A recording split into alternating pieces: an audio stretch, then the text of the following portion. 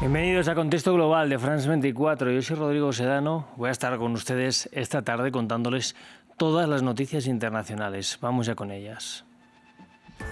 El gobierno de Canadá anunció que dará a Ucrania una ayuda de 2.500 millones de dólares tras la reunión entre Volodymyr Zelensky y Mark Carney.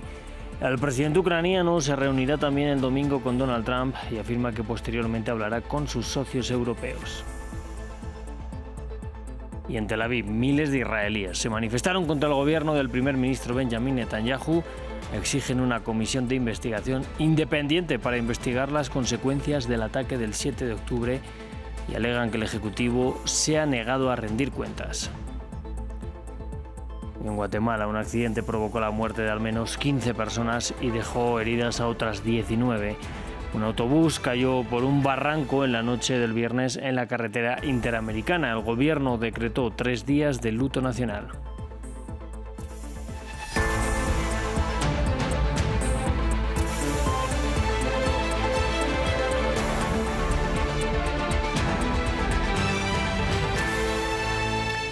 Iniciamos hablando de la guerra entre Rusia y Ucrania. El primer ministro canadiense Mark Carney anunció que dará al gobierno de Kiev una ayuda adicional de 2.500 millones de dólares.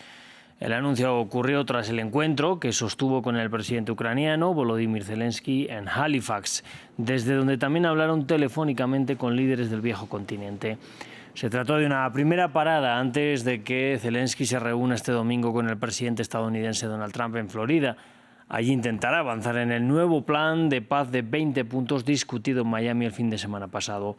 Zelensky informó que posteriormente hablará de nuevo con sus socios europeos. Acogemos con satisfacción todos los esfuerzos que conduzcan a nuestro objetivo común, una paz justa y duradera que preserve la soberanía y la integridad territorial de Ucrania y que fortalezca las capacidades de seguridad y defensa del país como parte integral de la seguridad de nuestro continente. En tanto, el presidente ruso Vladimir Putin advirtió que Rusia alcanzará todos sus objetivos por la vía militar si Ucrania no desea terminar con la guerra de forma pacífica.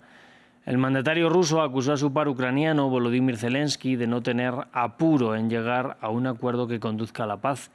El líder del Kremlin además anunció que el ejército ruso capturó las ciudades de Dimitrov y Juliápol, en el este de Ucrania.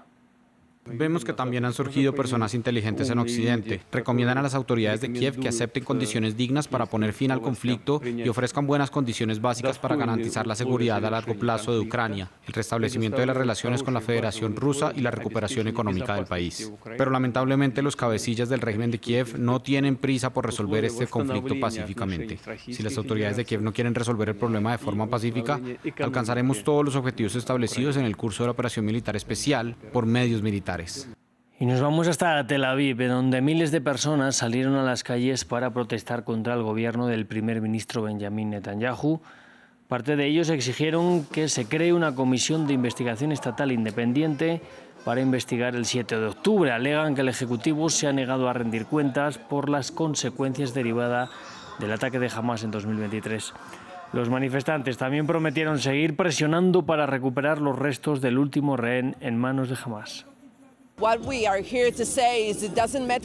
Estamos aquí para decir no importa, no nos rendiremos, llueva o truene. Estamos aquí para asegurar que Israel siga siendo una democracia judía para las generaciones venideras y que esta comisión de investigación estatal se celebre y se encuentre a los responsables de las consecuencias del 7 de octubre.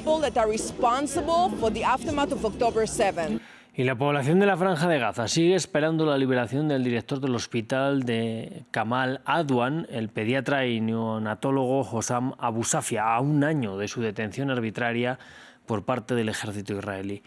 La familia del doctor, que se convirtió en voz del devastado enclave palestino y del colapso de su sistema de salud, advierte que su estado de salud está empeorando.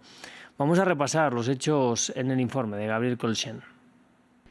Un año después de su detención, el doctor Hossam Abu Safia sigue encarcelado en Israel. Según Amnistía Internacional, fue detenido arbitrariamente por Tel Aviv sin cargos ni juicio. Ha sido objeto de abusos y malos tratos y ha perdido mucho peso. La organización denunció la persecución sistemática de Israel contra los trabajadores sanitarios de Gaza. Hossam Abu Safia, director del hospital Kamal Adwan de Beit Lahiya, en el norte de Gaza, trabajó en este hospital hasta el último momento antes de ser arrestado. El 27 de diciembre de 2024, después de haber asediado el hospital, el ejército israelí lanzó una redada dentro del complejo sanitario, pidiendo a las personas que se encontraban allí evacuar el edificio y deteniendo a varias de ellas. El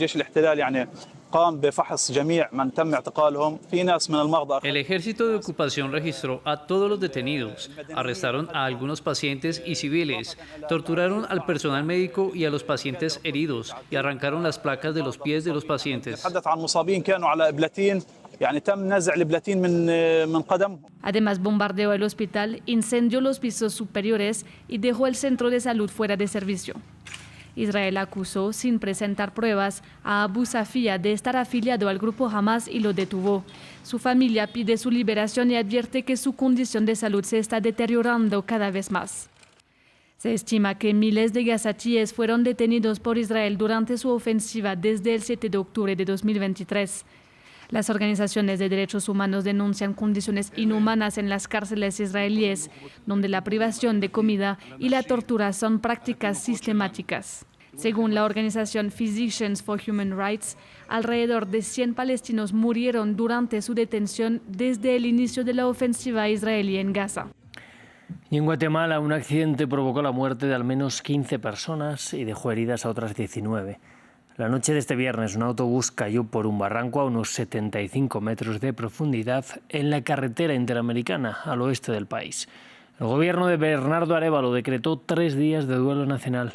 Nos amplía nuestro corresponsal Andrés Suárez Jaramillo. El presidente de Guatemala, Bernardo Arévalo, decretó este 27 de diciembre 3 días de luto nacional tras el trágico accidente de un autobús ocurrido en la ruta interamericana, una de las principales arterias del país. El saldo del accidente fue de 15 muertos y numerosos heridos, luego de que en la noche de este viernes el bus extraurbano perdiera el control y se precipitara en una hondonada de 75 metros de profundidad. Al tiempo que los equipos de emergencia trabajaron durante horas para rescatar a los sobrevivientes y trasladar a los heridos a hospitales cercanos, varios de ellos en estado grave, la Policía Nacional capturó al conductor del vehículo, quien fue señalado de homicidio culposo. El luto nacional decretado hoy es el segundo de este año, luego de que el pasado 10 de febrero ocurriera otra tragedia de transporte público en la que otro autobús cayó de un puente en Ciudad de Guatemala en el que fallecieron 54 personas. Las autoridades prometen sobre este caso una investigación exhaustiva para determinar responsabilidades, mientras que en el país centroamericano se abre el debate sobre la peligrosidad de estos viejos vehículos que fueron décadas atrás, que funcionaron décadas atrás como buses escolares en Estados Unidos y Canadá y que actualmente son el principal modo de transporte de los guatemaltecos, pero que suelen tener accidentes por fallas mecánicas e imprudencia de los conductores. Vamos al sudeste asiático. Tailandia y Camboya acordaron un cese al fuego en la frontera común tras 20 días de ataques. Desde el 7 de diciembre, cuando rompieron la tregua mediada por Donald Trump a finales de octubre, al menos 100 personas han muerto y cerca de 700.000 han sido desplazadas.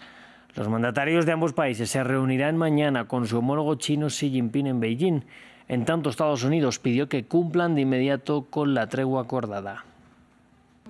Para formalizar su tregua, los dos ministros de Defensa de Tailandia y Camboya intercambiaron personalmente el acuerdo de alto el fuego.